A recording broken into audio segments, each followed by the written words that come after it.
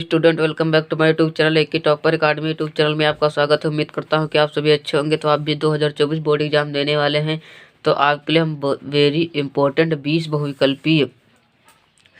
बहुविकल्पी प्रश्न आज हम इस वीडियो में डिस्कस करेंगे, जो आपके एग्जाम के लिए 22 फरवरी को आपका एग्जाम है, इसमें ज़रूर पूछा जाएगा।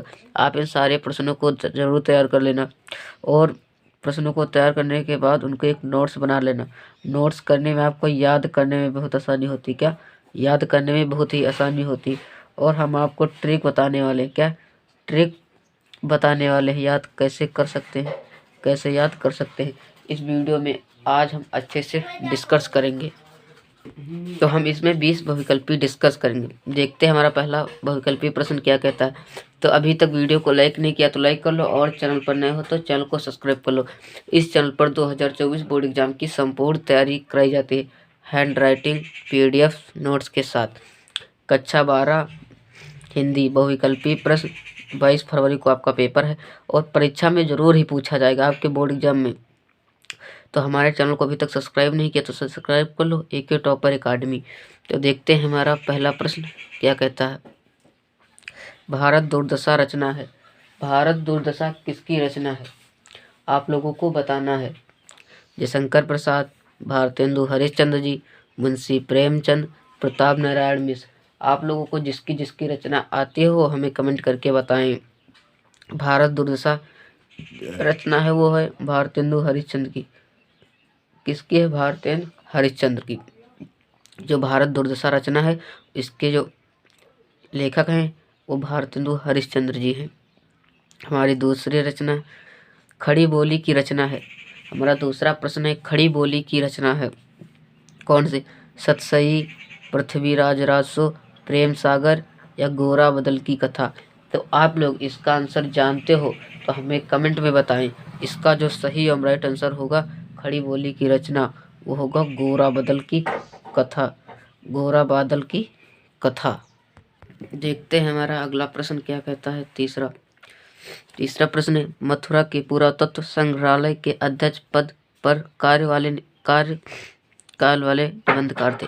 जो मथुरा का पुरातत्व संग्रहालय के अध्यक्ष पद पर कार्य वाले निबंधकार कौन थे? कन्हैयालाल मिश्र प्रभाकर जी, सरदार पूर्ण सिंह, हजारी प्रसाद द्विवेदी, वासुदेव शरण अग्रवाल। जो मथुरा के पुरातत्व संग्रहालय के अध्यक्ष पद पर कार्य करने वाले निबंधकार थे, तो तो इसके जो है वो है वासुदेव शरण अग्रवाल जी। कौन है? वासुदेव शरण अग्रवाल जी हैं। तो ये आपके एग्जाम के लिए वेरी इंपॉर्टेंट है। आप इन सारे प्रश्नों को जरूर तैयार करके ही जाना। हमारा अगला प्रश्न है 4, तपोभूमि रचना किस विधा की है? तपोभूमि रचना किस विधा की है? कहानी, नाटक, उपन्यास या निबंध। जो तपोभूमि रचना है वो किस विधा की रचना है? तो वो है उपन्यास विधा की रचना। जो तपोभूमि है वो उपन्यास विधा की रचना है। उपन्यास विधा की रचना है। हमारा 5 नंबर प्रश्न देखते हैं क्या कहता है। हमारा 5 नंबर प्रश्न वसुधा साहित्यिक पत्रिका के संपादक थे। जो वसुधा साहित्यिक पत्रिका के संपादक थे वो कौन थे? आप लोग इनका आंसर जानते हो तो हमें कमेंट में बताएं, और जो भी आप लोगों को प्रश्न का उत्तर आता है वो हमें कमेंट पर बताते रहें। जो वसुधा साहित्यिक पत्रिका के संपादक थे हरिशंकर प्रसाई, आज्ञेय रामवृक्ष बेनीपुरी या राय कृष्णदास। जो वसुधा साहित्यिक पत्रिका के संपादक थे वो थे हरिशंकर प्रसाई जी। कौन थे? हरिशंकर प्रसाई जी थे। हमारा 6 नंबर प्रश्न है जो आपके एग्जाम के लिए वेरी इंपॉर्टेंट है। रीतकाल का दूसरा नाम क्या है? रीतकाल का दूसरा नाम क्या है? श्रृंगार रस, व्याकरण काल, भक्ति काल या काव्य शास्त्र काल। तो जो रीतकाल का दूसरा नाम है वो है श्रृंगार काल। क्या है? श्रृंगार काल। देखते हैं हमारा अगला नंबर प्रश्न क्या कहता है। हमारा 7 नंबर प्रश्न है समकालीन कविता के प्रमुख कवि हैं। समकालीन कविता के प्रमुख कवि हैं तो कौन है? भूषण, मुक्तिबोध, रहीम या धूमिल। जो समकालीन कविता के प्रमुख कवि हैं वो है मुक्तिबोध। कौन है? मुक्तिबोध। हमारा अगला नंबर प्रश्न है 8, जो आपके एग्जाम के लिए वेरी इंपॉर्टेंट है। यूपी बोर्ड 2024 एग्जाम के लिए छायावादी युग के कवि हैं छायावादी युग के कवि हैं? नरेंद्र शर्मा जी, भानी प्रसाद मिश्र, गिरिजा कुमार माथुर, सूर्यकांत त्रिपाठी निराला। जो छायावादी युग के कवि हैं वो हैं सूर्यकांत त्रिपाठी निराला। कौन है? सूर्यकांत त्रिपाठी निराला जी हैं। हमारा 9 नंबर प्रश्न है, महादेवी वर्मा का गीत संग्रह है। जो महादेवी वर्मा का गीत संग्रह है वो कौन है? आप लोगों को बताना है। महादेवी वर्मा का गीत संग्रह यामा, सामधेनी, राम की शक्ति पूजा या पल्लव। जो महादेवी वर्मा का गीत संग्रह है वो है यामा। यामा जो आपके एग्जाम के लिए वेरी इंपॉर्टेंट है। हमारा 10 नंबर प्रश्न देखते हैं क्या कहता है। इनमें से मैथिली शरण गुप्त की रचना है। इनमें से मैथिली शरण गुप्त की रचना है कौन सी? चित्राधार, प्रदर्शिड़ा, आराधना, गंधवी। इसका जो आंसर होगा प्रदर्शिड़ा। आपके एग्जाम के लिए इम्पोर्टेंट है। हमारा 11 नंबर प्रश्न है, देखते हैं क्या कहते हैं। इस वीडियो में आज हम अच्छे से डिस्कस करेंगे। हरशंकर परसाई की रचना है। हरशंकर परसाई की कौन सी रचना है? कल्पवृक्ष, धरती के फूल, तब की बात और थी या मेरे विचार। जो हरशंकर परसाई की रचना है वो है तब की बात और थी। क्या? तब की बात और थी। हमारा 12 नंबर प्रश्न है।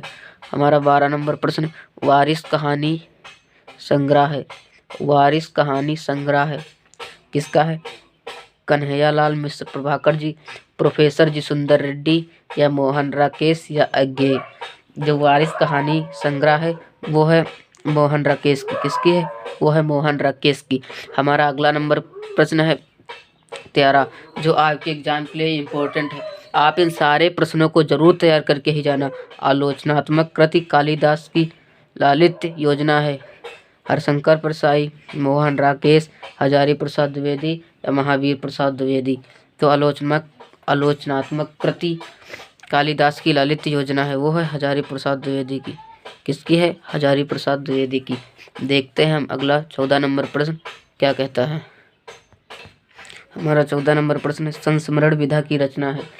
संस्मरण विधा की रचना है दीप जले शंख बजे, बाजे पायलिया के घुंघरू, अरे अरे यायावर रहेगा याद, तब की बात और थी। जो संस्मरण विधा की रचना है वो दीप जले शंख बजे। किसके? दीप जले और शंख बजे। आप लोगों को इसके लेखक हमें कमेंट करके बताना है। इसका लेखक हमें कमेंट करके बताना है। हमारा अगला नंबर प्रश्न है 15। हमारा अगला नंबर प्रश्न है 15, वासुदेव शरण अग्रवाल की रचना है। वासुदेव शरण अग्रवाल की रचना है वो कौन सी रचना है? अंतराल, त्रिशंकु, तट की खोज या वाग्धारा। जो वासुदेव शरण अग्रवाल की रचना है वो है वाग्धारा। क्या है? वाग्धारा। हमारा 16 नंबर प्रश्न है। 16 नंबर प्रश्न है कामायनी में सर्गों की संख्या है। कामायनी में सर्गों की संख्या है। तो कामायनी में कितने सर्गों की संख्या है? 12, 14, 15, 16। जो कामायनी में सर्गों की संख्या है वो है 15। आप इन सारी प्रश्नों को नोट्स बना लो ताकि आपको याद करने में बहुत ही आसानी होगी। हमारा अगला नंबर प्रश्न है 17, वैदेही वनवास के रचयिता हैं। वैदेही वनवास के रचयिता हैं। तो वैदेही वनवास के रचयिता कौन है? मैथिली शरण गुप्त जी, महादेवी वर्मा जी, अयोध्या सिंह उपाध्याय या अज्ञे। जो वैदेही वनवास के रचयिता हैं वो अयोध्या सिंह उपाध्याय हैं। कौन है? अयोध्या सिंह उपाध्याय। ये आपके एग्जाम के लिए वेरी इंपॉर्टेंट प्रश्न है। हमारा अगला नंबर प्रश्न है 18, जो आपके एग्जाम के लिए वेरी इंपॉर्टेंट रहा है और आएगा भी। तीसरा सप्तक का प्रकाशन वर्ष है। जो तीसरा सप्तक का प्रकाशन वर्ष है वो कौन सा वर्ष? 1951, 1978, 1962 या 1987। जो तीसरा सप्तक का प्रकाशन वर्ष है वो 1962 को माना जाता है। तार सप्तक दूसरा होता है और तीसरा सप्तक दूसरा होता है। जो तार सप्तक है वो 1943 ईस्वी में हुआ था। जो इसमें पूछ रहा है तीसरा सप्तक का प्रकाशन, तो वो 1962 ईस्वी में हुआ था।